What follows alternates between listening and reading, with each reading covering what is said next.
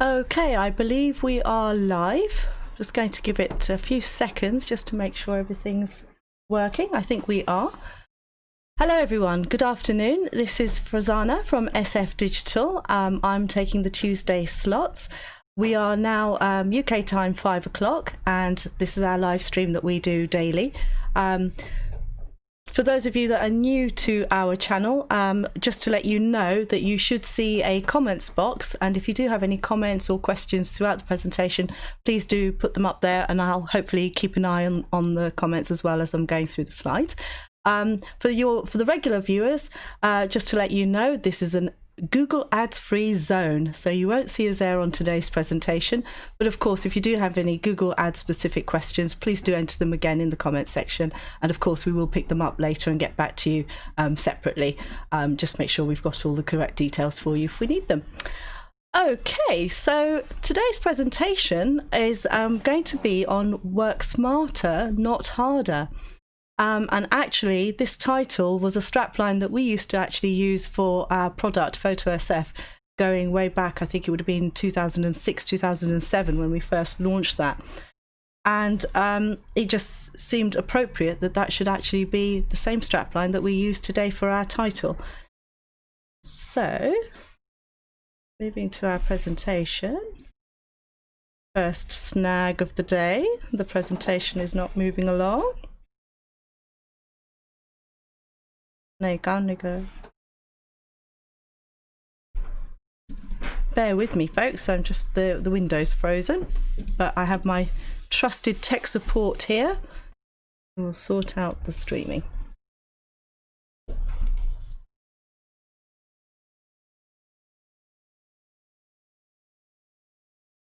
Okay, so just to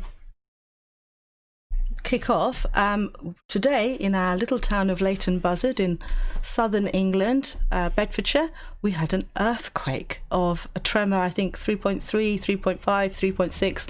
As the news was going out, it seemed to increase by a point every time somebody else presented the news. But we're not going to let a little earthquake interrupt our presentation. We will go on, we will power through. You can see huge disruption. We've had a few garbage cans and bins going over, so but we're still here. So welcome to my second YouTube live. This is session number 501 of our videos, and as I say, our session is on work smarter, not harder. So I've taken a quick screenshot of my typical day yesterday.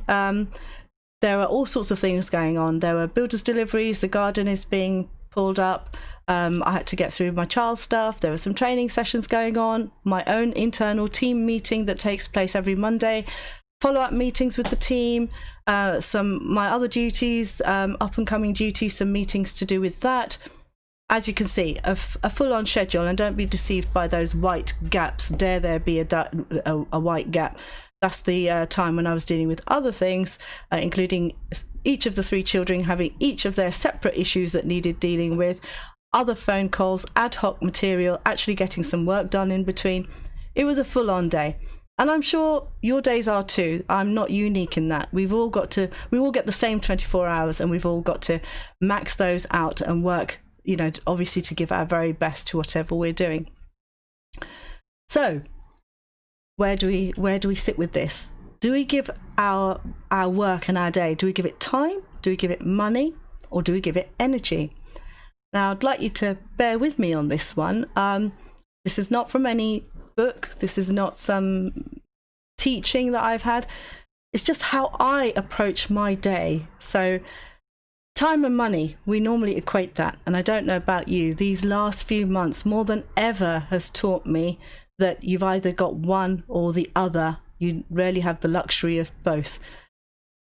And certainly there have been things over these last 6 months that I've wanted to do.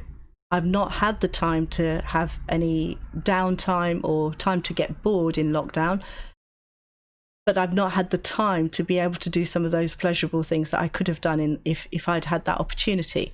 Now, one thing about money, you can probably get more money, but you never get time back. And so if that moment is gone, it's gone forever. But coming back to why I've thrown energy into there, it's because I often get asked, how do you get so much done? How do you wear so many hats? How come you're doing so many different things? Well, first of all, there are many things I say yes to, and I will tackle those with great energy, and we'll come to that in a moment. What people often don't see are the many things I also say no to, because actually, if you know that the cost of saying yes automatically to something is that something else is going to have to suffer, you do actually need to prioritize what you're going to say yes to. So that would be my first tip. Learn the power of the word no.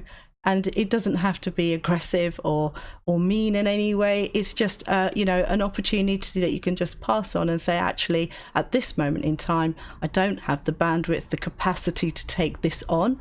I'll certainly happily review it. But for now, it wouldn't be fair for me to commit to that. It would be better to pass that on to somebody else. And so, that's one way of moving on from things that maybe could be time suckers. But the energy part, when I'm weighing up to what to say yes to, I actually measure it in how much energy I need to give that activity or task. Because if I go at it and accept it with positivity and with a willingness to do that task, then I will automatically give it great energy. And if I give it great energy, it won't take me half as long to get it done. It's when we start to do tasks begrudgingly and because it's a bit of a drag, suddenly that will take you much, much longer to do.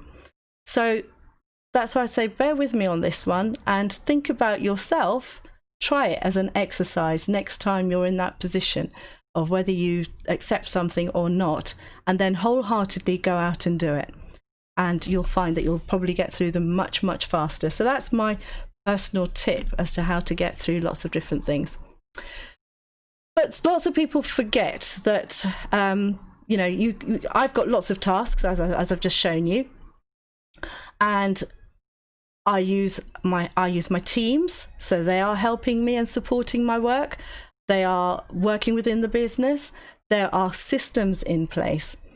But before you can get to that point, you actually need to know what the problem actually is.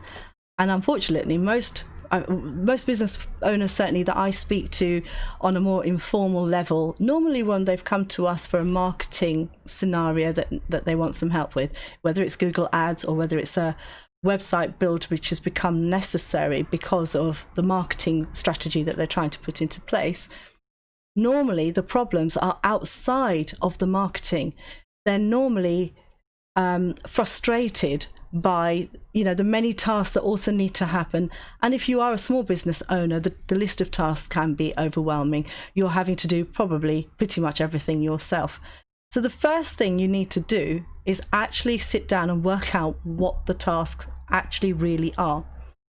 Now, over the years, we've used spreadsheets. That's how life first started out. We moved on to developing our own software, PhotoSF. In those days, we were photographers and we needed to be more organized. Certainly wasn't anything out in the public domain which systemized all the jobs that a photographer needs to get done. And it's not just invoicing or a task list, even things like scheduling somebody's wedding day. There was no such system out there. And there's a whole load of pre-production and post-production work that also needed to happen in that job. So we then developed software. We came to a point, it was around about 2016, where increasingly software was going cloud-based, app-led, and so on. And it's not somewhere we wanted to put our energy. So we chose to let that, graciously finish off and do what we needed to do. Still very proud of PhotoSF. It served us well. We sold it in the Apple Store UK. We were selling it in other channels as well. But we just needed to move that on. Now, PhotoSF came about because primarily my background being in account management for big brands in the print industry, to me, what was logical and needed to happen on jobs, and still need to happen on jobs now as a digital marketing agency, it was common sense that we needed to systemize that. So hence, it's really our two backgrounds that have allowed us to progress. But here we are today. And in the interim from PhotoSF, we've used Basecamp, Trello, other bits and pieces, Capsule, which is more a CRM system.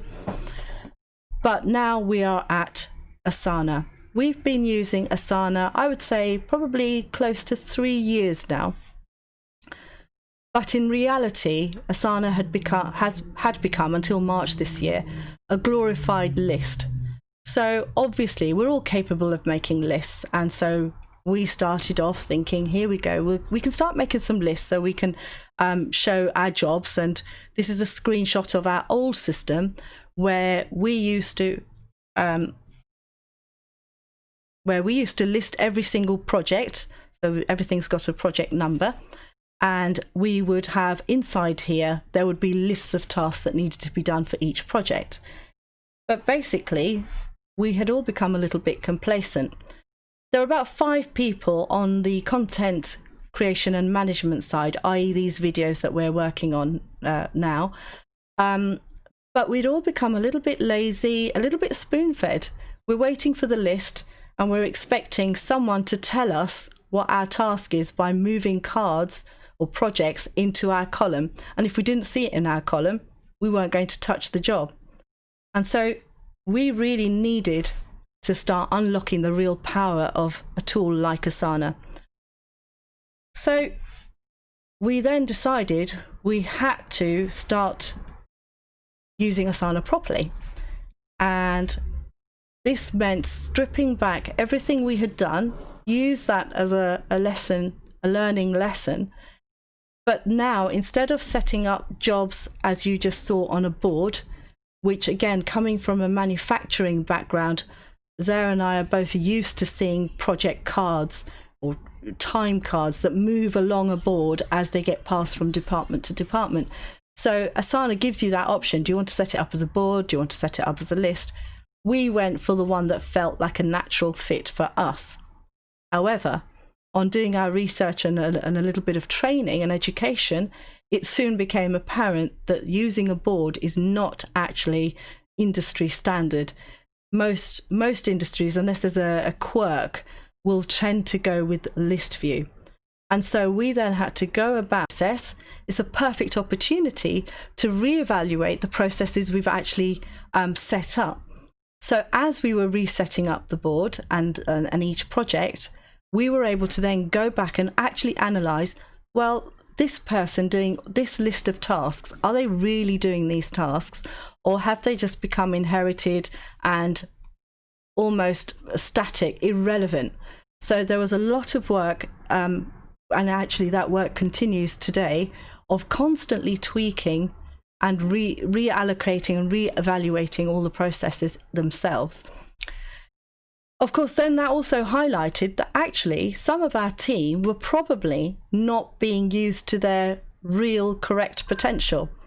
And we, as leading the team, are continually asking our team if there is something that you could see needs to be done differently, better.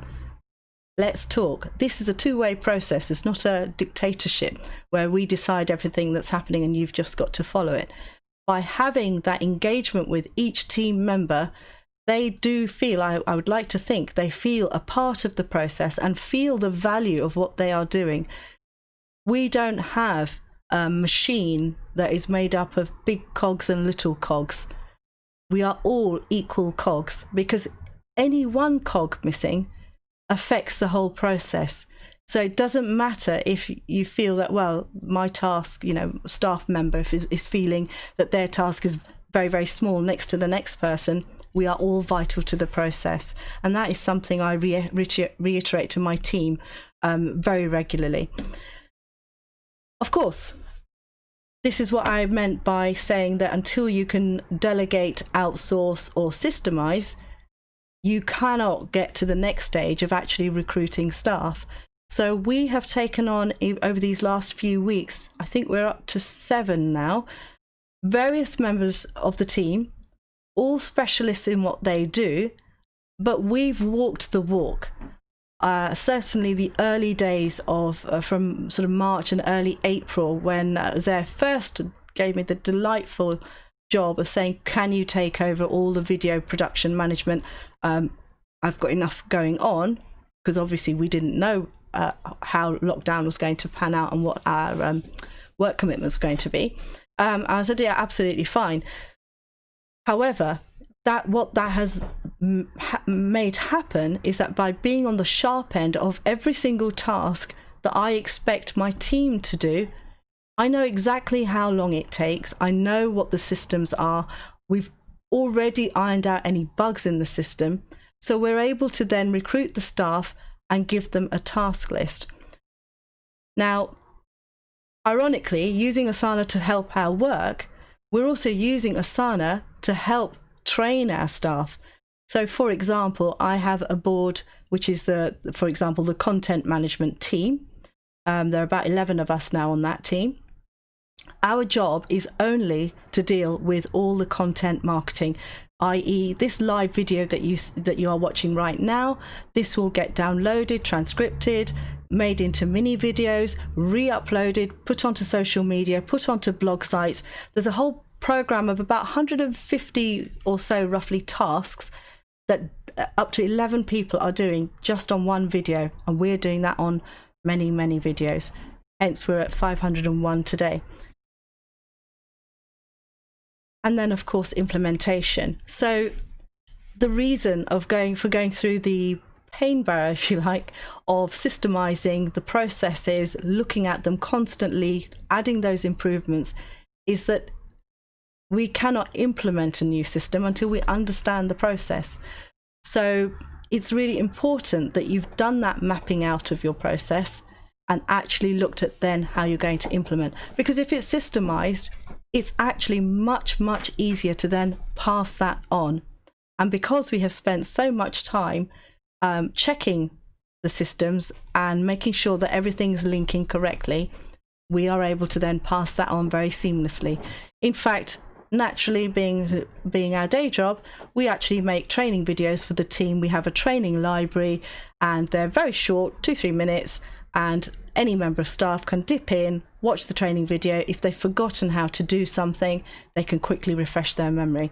They don't have to rely on necessarily going and asking, me or whoever to actually explain things to them again. So we're really trying to use all of this technology to help our teams to the best possible level that we can. And as I've already said, we adjust and tweak as we go along. This is all a work in progress.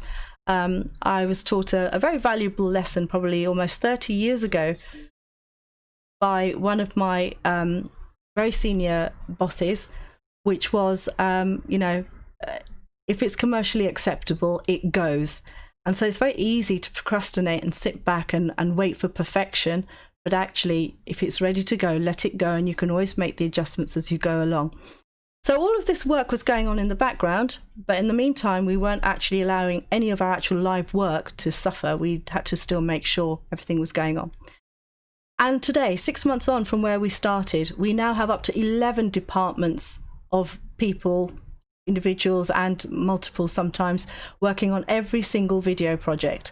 So there are literally hundreds of videos on our list. And it's meant that by systemizing things, we're now able to work faster, more efficiently, and in a more collaborative way, letting the team feel engaged and take some ownership of their responsibilities and the work that they're doing. And I've got to say a big thanks to all my team members. I won't list them individually. They have worked with us. They have listened, they've been patient, there have been so many tweaks to the system, and they've done all of this in spite of their own, every single one of them, their own individual lockdown issues. Some of them are abroad, some of them had particularly difficult circumstances, and they've all, really bedded in and just done what we've needed to do, and sometimes working on some very tight deadlines as changes have been happening. So a shout out to my team. Thank you so much for bearing with us. We've got some hard work ahead of us, but I'm sure it's going to be exciting. So today's projects, they look a bit like this.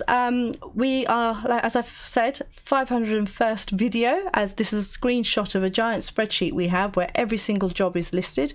And you can see on there that we are on 501, 8th September, and it's my topic. So Asana, going back to Asana, everything originates from a template, which is, again, something we've now created. We didn't used to do that before, and it was all very tedious to get to the next new job. And on this screenshot that you're seeing some reds and some yellows. So 2 different types of jobs have been color coded. You can see that list scrolls on forever. I mean, these are every single job numbers of videos, just a screenshot of a small section. And if we were to dive into any of those particular projects, we would see a card which has been set up with various tasks allocated to different people. This is a test one without any dates in there, but obviously there would be dates allocated for tasks to be completed by. You can see on the right hand side there's RH, there's Emily, Ruby, Malik, myself, all different people. If you scroll down on the actual Asana, you would see other individuals that all have their different sections. What's great about Asana is that, yes, we've got a straightforward tick here when a task is done, but you've also got some great features like this one, which is about approvals. So for example, if something is marked for approval, so Ruby needs to get this job card approved, it's set up for me to approve it, just to give it the once over. And as soon as I approve it, it means the next person can then move on to their job. So it's quite a seamless process. It doesn't mean Ruby necessarily has to tell me that she has done her part. It's waiting for approval. I will see it in my own task list. So it means that you can go in, check your task list, check your inbox. There is an Asana inbox where people can make ad hoc comments. And it means that the communication is all flowing. I can see some comments coming up, but I think they are in hand. So I'm just going to carry on and I'll come back to the screen in a moment. So Asana, our videos, this is just a quick screenshot of all the content that we are posting from, well, 31st of August, so right through to the 25th. You will see there are 2 different jobs, reds and yellows, going out. On average, we're anything from 2 to 4 per day. That's 2 to 4 videos per day going out on our YouTube channel, social media, etc. And that's the kind of volume of output we're doing. This is not just, one video when we feel like it, oh, this week I forgot to do it. This is all now streamlined for the team to follow. Yes, there's flexibility in the system. We can move things if we need to. But by planning and being organized, this is where we've been able to ramp up the scale and the speed at which we are working. And another great little feature within Asana is setting up recurring tasks. So anything you can think of. In our case, we've put on invoicing, how to onboard clients, any work in progress reports, really easy to set up. As you've already seen, content scheduling, and anything else you can think of. If it's a boring, repetitive task that needs to be done, once it's ticked off for a particular day, week or month, and you need it to happen again, you just set it up as recurring, and you'll never forget a task again, and you'll never, forget to invoice, a retainer or a recurring invoicing, because it will always be there. The prompt will always be there. What else are we doing within Asana? Obviously, I've just talked very briefly on what the content management team are up to, but we are replicating this systemization across all our teams. So there's the Google Ads account management team, there's the website building team, for example, there's the graphic design team. There's a whole load of team building and systemization that's still going on other areas, and that's been a huge bonus during lockdown, especially for our clients, because when we're able to show them, and actually more importantly behave in a systemized, logical way, they have the confidence to know that their job can be trusted, because we are looking after marketing campaigns for businesses. And if the end client, if our clients' customers are winning and getting the benefit, then our client's winning, and if our client's winning, we're winning. So I see the success of our clients being our success, and this is where we want to be different as a digital marketing agency. We want our clients to feel completely supported and nurtured, to know that whatever situation they're bringing to us, whatever their challenge may be, we've got the systems to make sure that we're picking up on things. And it means that if the mundane is being looked after through the system, we can then focus on some of the deeper issues and advise accordingly and act as the go-to place for advice and support. And we come at 5:25 or thereabouts to the end of this session. I hope you found it useful. It really was a very potted view of how to use something like Asana. And as I mentioned, there are other tools out there too. I'm just going to have a very quick look here and just see if there's anything. Okay, so Sandy Entertainments is asking, is there any training needed for Asana? Not really. As I said, we started off very organic. Let's use this software, looks good. And we started to set it all up. I would say the Asana training itself is free. And they have got some really brilliant resources. You can go on and log into their webinar program. They're set up by different regions, EMEA region, North America, and so on. You can also, I've not needed it up till now, but I think you can put in a ticket and get some one-to-one solutions if you need it.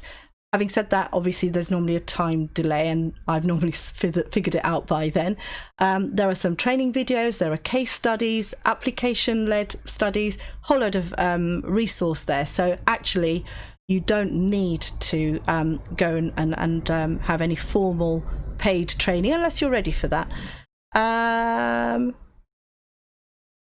Okay, and Sandy again just saying that he's new to digital marketing. An exciting place to be. So it doesn't matter how new you are. Start today, because the journey of 1,000 miles starts with the first step. So we all need to make a start somewhere. So enjoy that journey, and there are just so many solutions out there. So take it. I don't think there are any other questions that I've missed. Sorry, I don't think there's. The last one. Oh yeah, let me just catch this last one. I'm building personal building. If I want to start my company with partners, how can I select them and how can we create a strong team like yours? Okay, so the good news is, Sandy, it can be done because we're doing it. The bad news is it can take a long time, but hang in there. This has taken us 18 years of working, looking at things, taking opportunities, leaving what doesn't work for the business, tweaking and adjusting as we go along.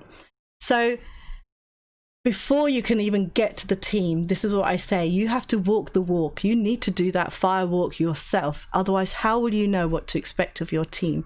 So, and actually there is a point in every business, we are still there. It doesn't mean that the teams are worry-free or stress-free. There are times when we've known what we needed to do. Sometimes you're just not able to do it for whatever the reason. And I'll be honest, sometimes that reason can just be money.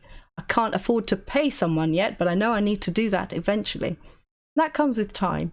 So my advice would be is dig deep, hang in there, keep going, don't give up. You've got to keep trying and keep persevering, and the rewards will be there. So I think I'll probably end it there. So thank you everyone that stayed with me for this live stream today. I really appreciate the time that you've given us.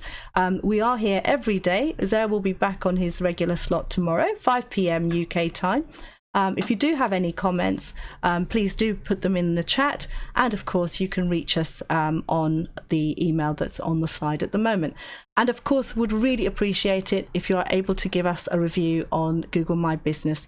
If you do so, if you want to, you're more than I'll be more than happy to hop on a one-to-one with you and just give you some advice and whatever help you may need. It's an absolute pleasure and an honor to be asked to do so whenever people do. So thank you all for listening.